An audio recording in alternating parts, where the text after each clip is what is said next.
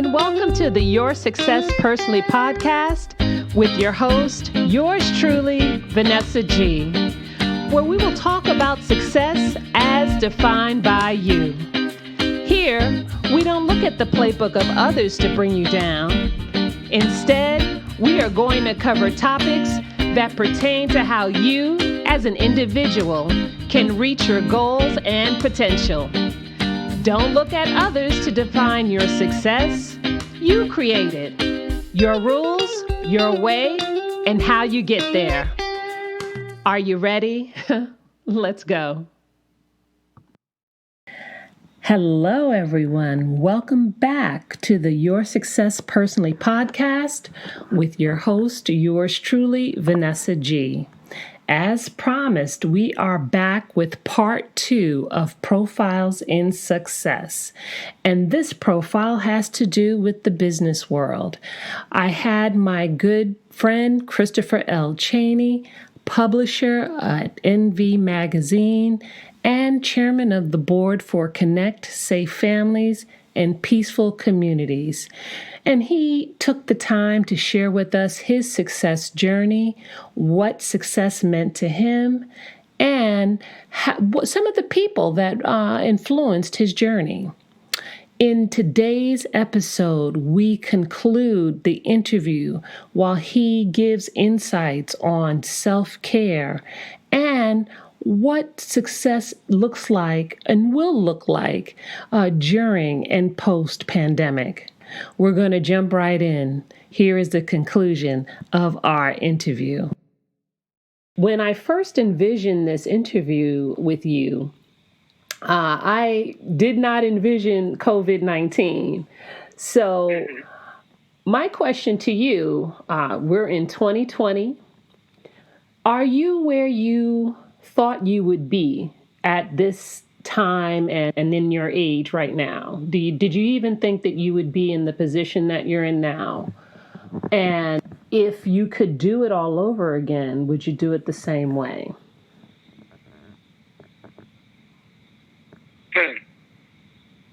Interesting, confronting, all that good stuff. I try to be. My quick answer is no. Okay. My dream of dreams, I would be retired and on the island now at age 50. Right. Like I'm done. I'm not going to 65, nowhere near it. I'm retiring at 50.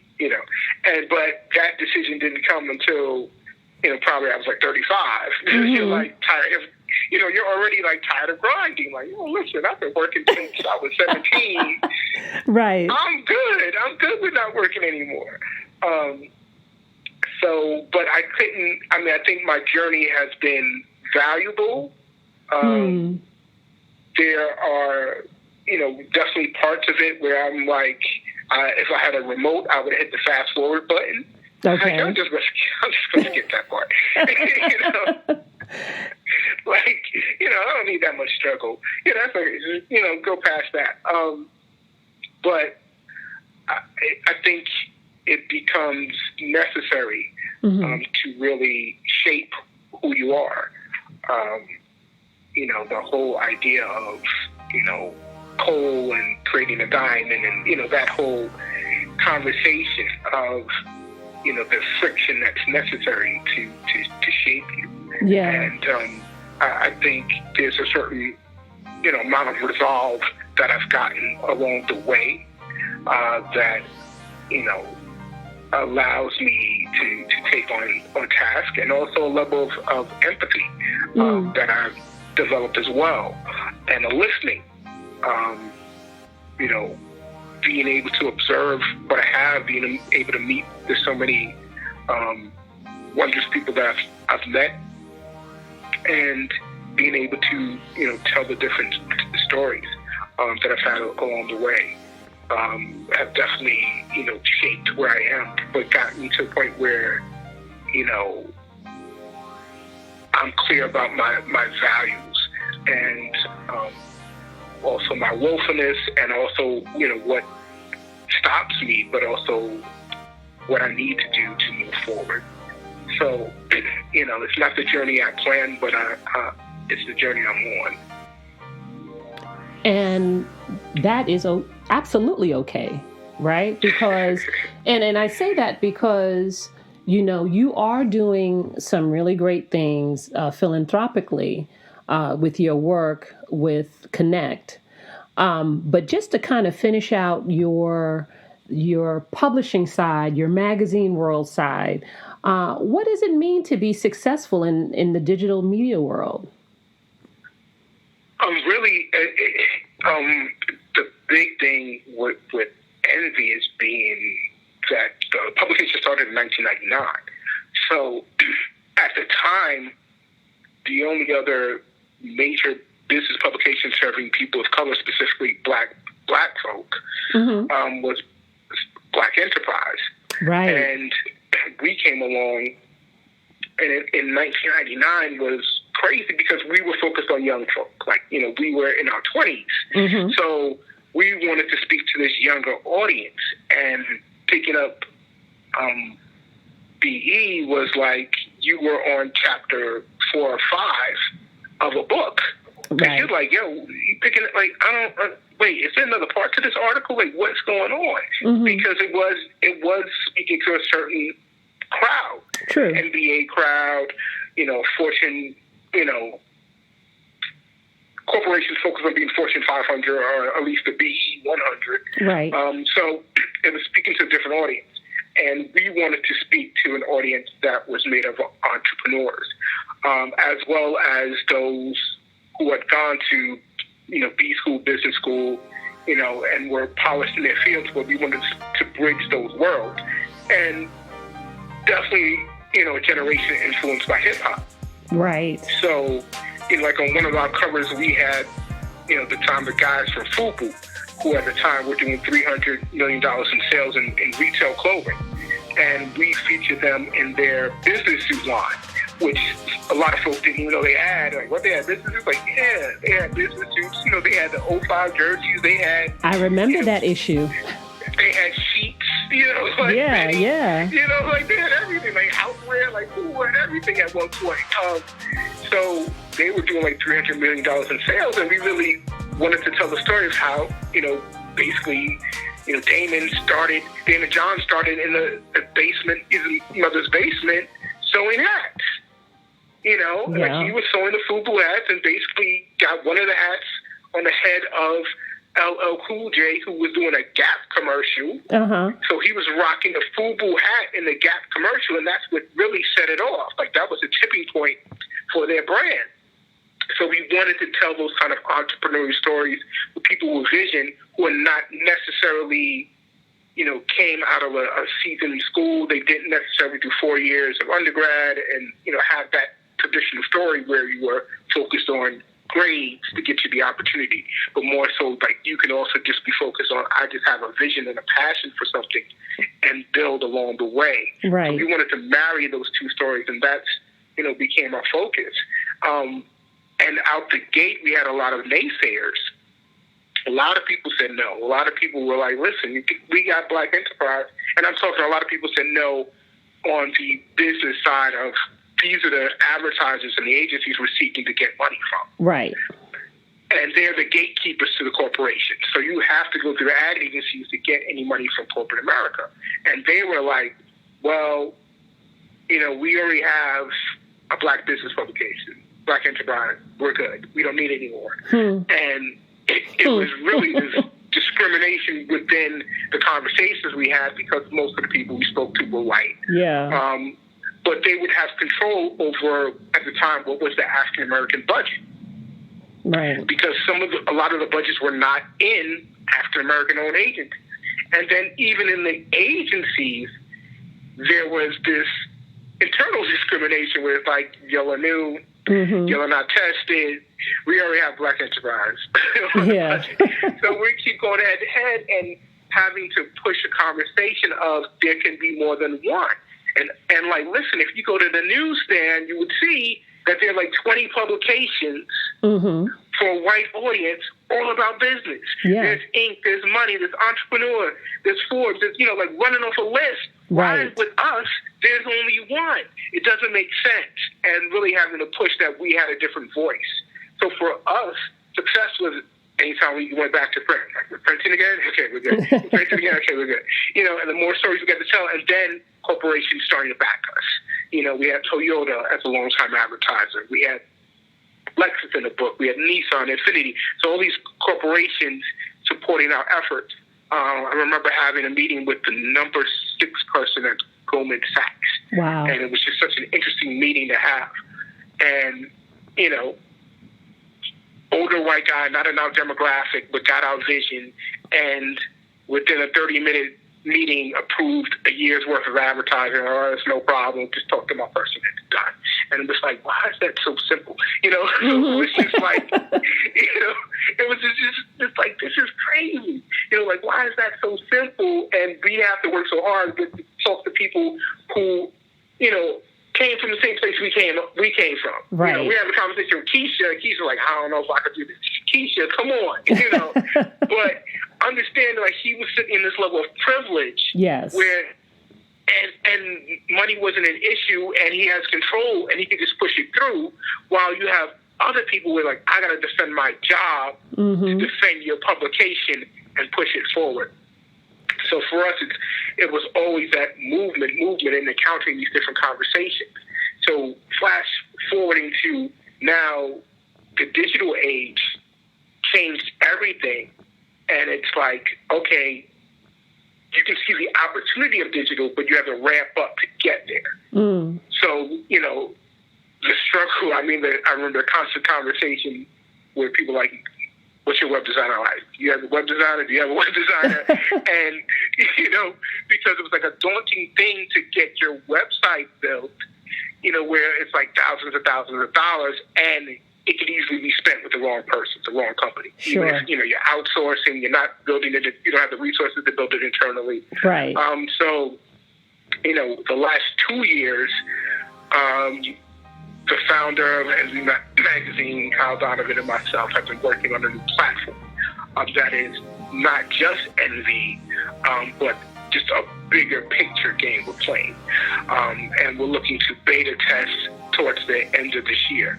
So if people just follow us, follow Envy Magazine on Instagram or Facebook, they'll definitely be aware of that next move when we launch.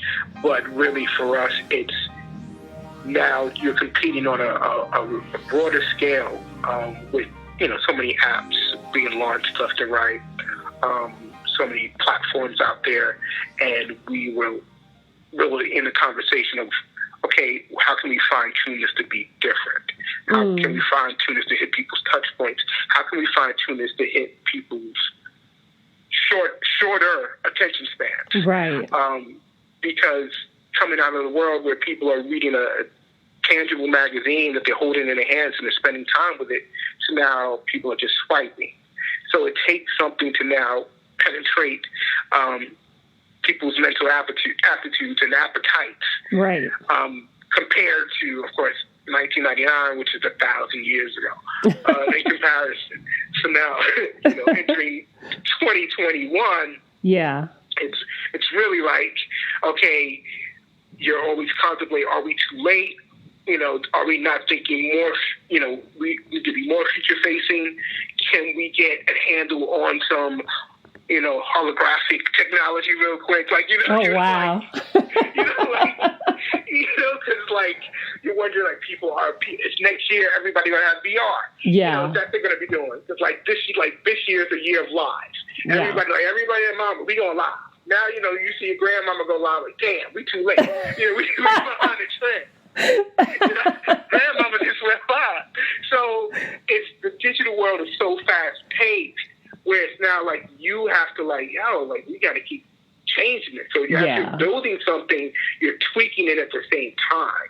So it's a very interesting and sometimes confronting conversation. And really you have to own, like, okay, we just have to put our identity out and hopefully it resonates with people. And that's it.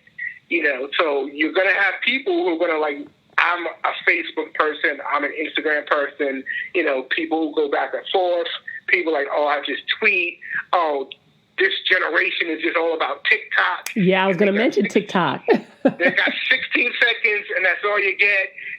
So it's like, okay, you can't meet the needs of all these groups. You got so like you still I didn't even know Snapchat was still around. Like, you still on that? Yes. So, and you really just got to get good at the ones you're good at, right? Right. And you hope that it lives for an audience. And really, okay, if we could just build this dynamic audience, we're good. Mm-hmm. And we can't serve all masters, and understanding that.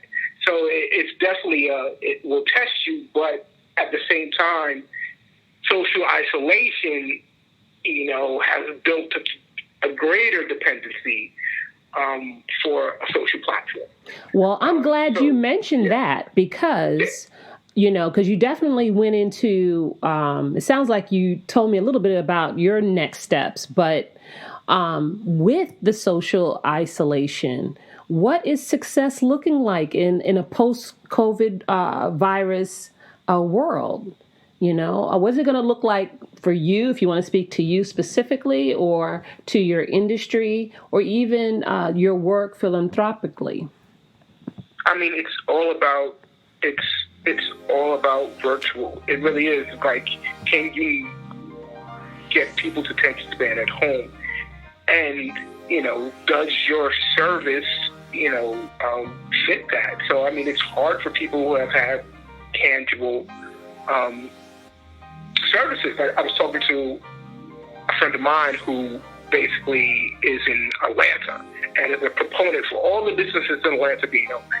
And granted, I think each populace, each city, it's a different conversation around the virus. Of course, in New York, we're the hardest hit. Right. So we're all about shut down, stay home, don't move, right. Try not to go out. Yeah, but in Atlanta, it's funny. I use the word only, which of course is crazy, because any loss of life is a loss of life. Absolutely. But I think they've had under 1,000, souls actually pass from the virus. So for them, it's not a huge number compared to ours, which I think is over 15,000. So them opening up kind of makes sense. But I'm like, the chance of going to a hair salon and sitting in there for an hour, 2 hours, or more, and possibly contracting the virus is really not worth it. Like, okay, first of all, who are you going to see? Like, are you not going out to the club? Yeah, you're not going to work the next day.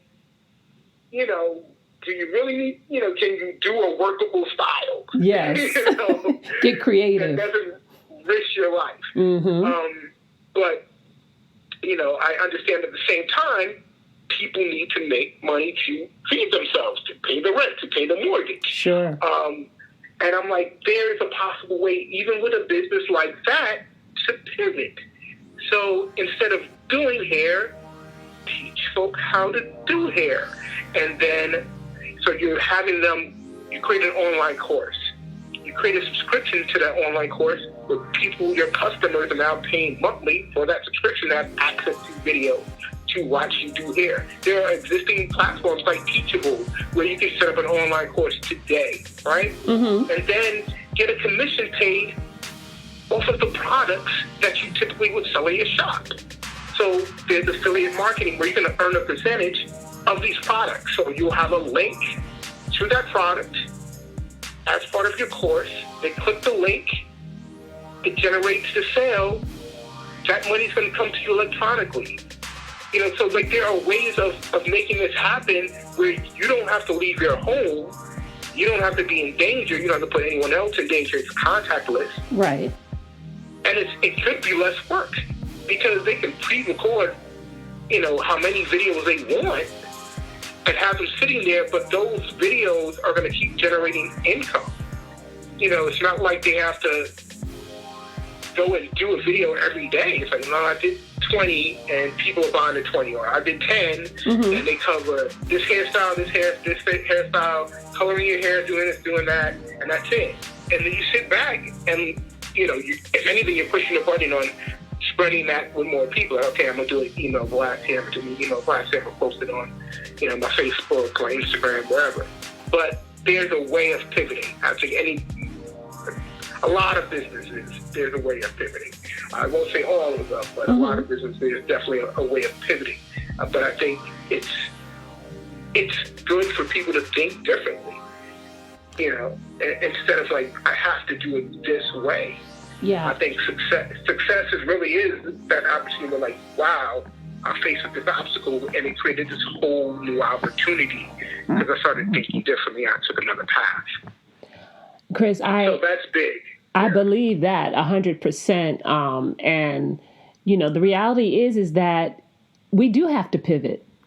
Things have to be different and done differently if we're even going to move forward, much less be able to move forward and be successful in whatever it is that we're trying to achieve. So I want to just wrap up by asking you this. What do you do to have some sort of self-care? Does it mean anything to you, having self-care? What that looks like for you? You're a married man. What does it look like for you and your wife? And is there such a thing? Again, we're talking about post COVID-19 world. Do you think that burnout will be an issue as well going forward? Yeah. So before I jump into that, I just want to share with regards to the nonprofit world of Connect, the big issue about COVID and the isolation is Connect deals with domestic violence. Mm-hmm. So with the social isolation, there's been heightened levels of domestic violence because now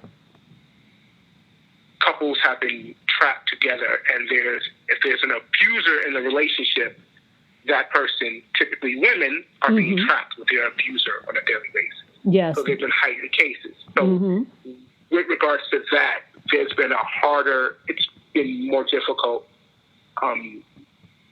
to interact in that relationship and to intercede in those relationships.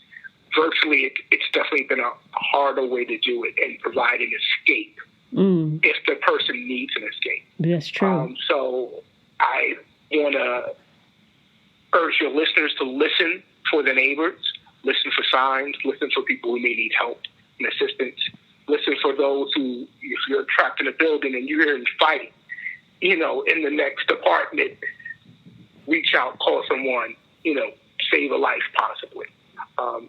And feel free to visit connectnyc.org to learn more about their work.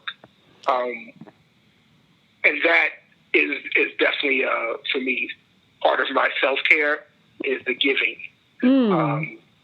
I think giving is definitely a gift that gives back, where you are recharged by making a difference. And it being a selfless, it's not necessarily a selfless act. I think it can be selfish at times to give, because it can give back. It can be so rewarding. Even though it can be frustrating with this cause, for me, at times it's frustrating because it's not one with cute kids and puppy dogs, right, which are the ones easier to get money for. But it's a hard cause. But it's rewarding knowing that if we're affecting this work, we're supporting this work, we're moving it forward. So whatever check we get in, it's a $10,000 check. Oh yes, it's like that feels so good to move it forward. So giving is a big piece of my balance, my personal balance. Burnout definitely can exist, especially for those who are alone at home and tired of texting, or it may be a new kind of burnout called Zoom burnout. Like, listen, I'm just tired of Zoom. Yeah, right. I don't want to Zoom no more. Right. But there are those who are like, listen, I have practices put in place. Like I know my wife has practices put in place where she's like, I'm put up my makeup in the morning, I'm gonna do my hair, like I'm showing up for work. And, like I'm going to be appearing somewhere, I don't know where, like a Zoom call may pop up spontaneously. I love that. Having that mental attitude about it and being prepared, definitely have your practices in place. For me, part of my practices, specifically because I'm the self-diagnosed coronavirus. Okay. Being that I had a myriad of symptoms where I'm like, okay, yeah, you have the virus. So for me, working out is part of my ritual. Okay. Because I specifically had to do that because I had to test my lungs. I had to know, like, when I was in recovery.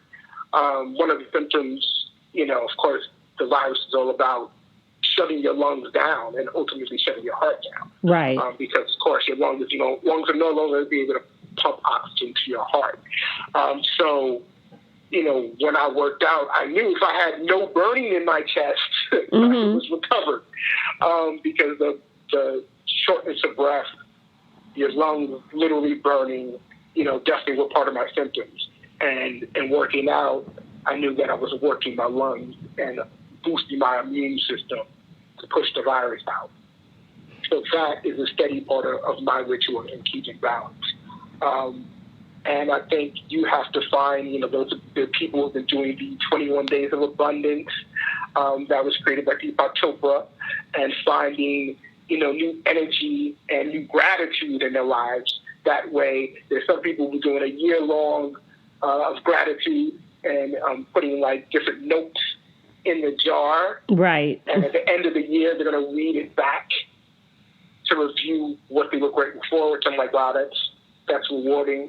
There are people who are now even using apps like Calm to do meditation. Mm-hmm. So like, I just do meditation. I'm doing Calm. I'm like, okay. Like, I was in a conference. I'm surprised.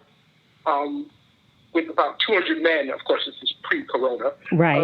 And one of the moderators said, okay, how many people are doing meditation? And it was like 70% of the room. And I was like, wow, like, I don't know, brothers were doing meditation like this. So, finding that outlet for yourself where you spend time with yourself and really just like, okay, I'm relaxed, release. For me, sometimes it can be just Netflix and chill. Like, okay, which show I'm binge watch today? And because it's also cool that there are times when I'm working and I'm not watching anything, so things get to catch up. Like I've compiled a list. Like, when I finally have time, I can just watch this show and watch a whole season in a matter of days, because you didn't watch it while it was happening. You just stayed away, social media, so you didn't get any spoiler alerts. Like, okay. But being able to find that this is what works for you as your free time you're relating. For me, nature is also important. Where it's like even finding nature in the city, I've walked everywhere. I know this park and that park where it's like, okay, yeah, go here. Oh yeah, there's a waterfall over there. Like, there's a waterfall in the city. Like, no, for real, there's a waterfall. So, but being able to find those moments that take you away from the myriad of things and those goals you may be chasing. And sometimes you have to pull back for it to even be attainable, or for all of a sudden that new idea, the new ideation to just magically appear, but it's really like sometimes you just have to hit pause, because you may drive yourself to that burnout. Like, you really will drive yourself to it, looking at, I'm going to get it done. And, you have to learn to appreciate your drive, but also understand that you have to pace your drive and make room to breathe. Like, really just okay, I'm going to breathe. I'm going to really breathe right here and create some peace of mind. Because without that, you're not going to do well. Without that peace of mind, there's going to be an imbalance that's going to cost you relationship. It's going to cost you relationship with the loved ones around you, relationship with self, and it's going to stall you in your tracks. You're going to make a mistake. You're going to try to cheat the system. You're going to do something that's going to have you fall. And you know, I've definitely seen people really fall hard, you know, where like, oh, he's in jail, like, you know, and it's like people where you can imagine the level of success they reach where they're like untouchable, like, wow. And then fall so hard where you're like, you know, they lose literally everything, you know, and it's worse than just being fired, you know, where it's just like... It's like a fall from grace, right? Yeah, and people have like literally like lost their lives by their own hand because they couldn't take, you know, what they created. And the biggest lesson I've learned is like, really, you have to own what your life looks like. Things you love and the things you hate about your life, but understand that you created it all. And that level of accountability forces you to pause. Like, listen, well, if I created that, I don't like, how do I get rid of it? How do I deal with it? You know, and understanding that you have to now really think differently and you have to shift because we rely on a certain way of being constantly. And we have to, like, at times, like, make room to listen to others who can impact your past. And there may be something magical that you find. Like, wow, like, until I have that conversation with this person who's opened up, you know, I can take a new direction. And the more you take in, the more you can actually put out. Wow. I love your insights on self-care, particularly the giving back and helping others. So for sure, as we wrap up, I would want you to please repeat that information about Connect. And also, you're right. You know, there can be a way to burn out even in the isolation if we're not careful about that.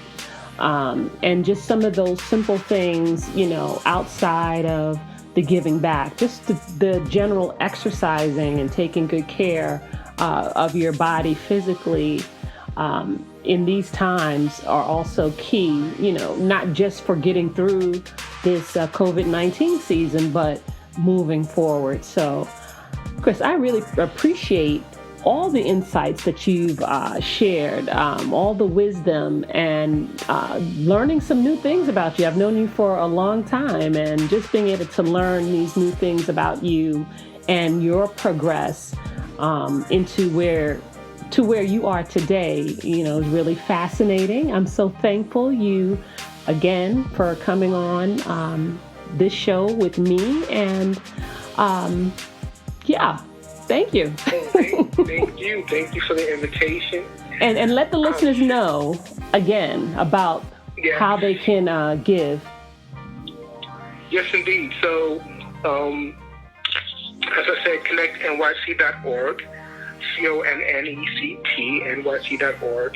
and Connect is focused on the promotion of gender justice and breaking the cycle of violence with regards to interpersonal violence, domestic violence. And definitely follow Envy Magazine, and Envy is N as in new, V as in vision, magazine spelled out. So follow Envy Magazine on Instagram and Facebook as well. And I definitely know your show will be successful, and I wish you well on this journey, this new journey of yours. So I appreciate the time, and I'm very pleased and happy for you. And I think folks should just keep on chasing the happiness for, you know, their souls, and they'll do well. Well, that's well said. Thank you very much. That information will also be in the show notes. So thanks again, Chris. Thank you, Vanessa. So we've come to the end of our time together today.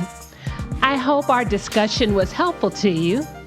I wish you positive vibes and encourage you to do you as you climb the ladder of success.